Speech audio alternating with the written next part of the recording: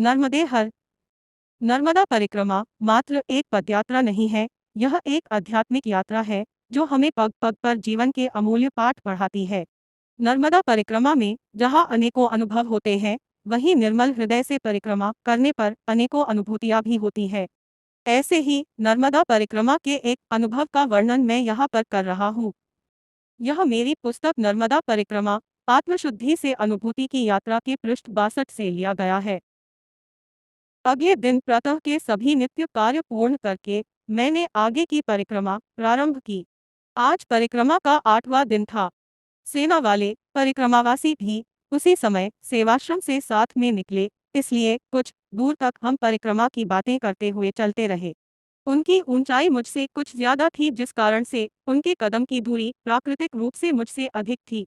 अगर वो 100 कदम चलने पर 200 फीट की दूरी तय करते होंगे, तो मैं शायद उतने कदम में 150 फीट की दूरी ही तय कर पाऊंगा।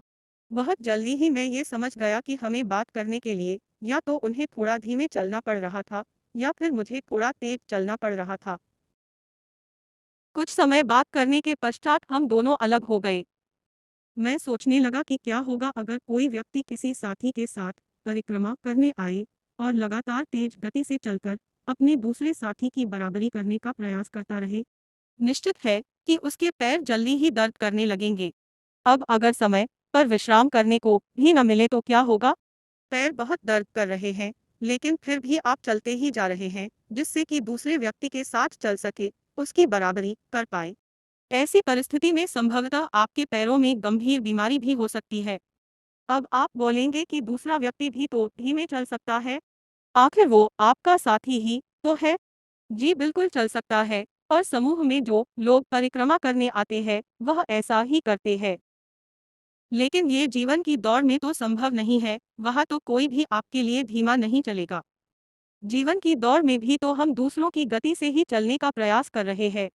हमारा जीवन अब हमारा जीवन नहीं रहा है, वह तो एक दौड़ में परिवर्तित हो चुका है, जिसमें हमेशा हमारी तुलना दूसरे व्यक्ति से की जाती है।